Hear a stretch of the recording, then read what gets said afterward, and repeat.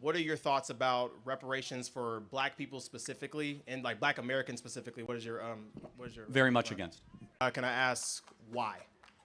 Well, first and foremost, I don't believe that we should ever pay monetary damages to people where nothing bad happened to them. Okay. Just because Okay. they are related to a group of people where something bad happened to them. Justice system, when properly understood, is about individuals receiving justice, not tribes or groups receiving justice. Also, I want to state that just because I am a Black man, I do not speak for all Black people. I'm speaking for myself.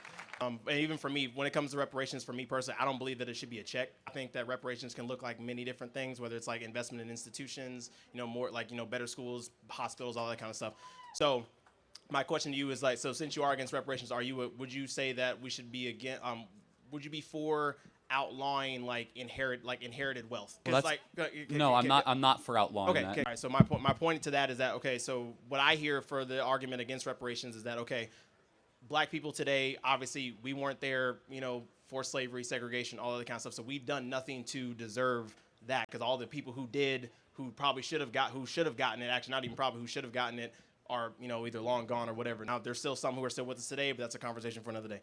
But my point is that, so inheritance and inherited wealth is something that, the great grandfather, whatever, is passed down. Homeboy who is here today did nothing to deserve that multi-billion-dollar business, but he gets it because of his bloodline, correct? What I'm saying is that, like, what I'm trying to say is that, like, I believe that reparations in and of itself, one, I don't think that the argument is formed right. So let me tell you where we have a difference of opinion. So we as conservatives tend to underemphasize this idea of many legacies of suffering. Tend to emphasize that you are stuck because of something that happened to you many generations prior. We believe, absent very unique circumstances in the United States of America, that is almost never true. For example, we think every individual should be judged by their own actions, their own character, and their agency. We have spent over $25 trillion on Black America in 60 years, and Black America's poorer than before we started. Number one, it's been the downfall of the Black family. Just some numbers super quick.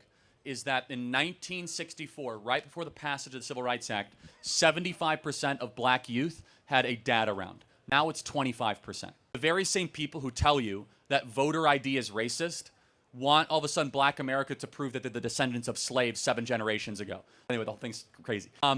But here's the more important thing that I think we can agree on.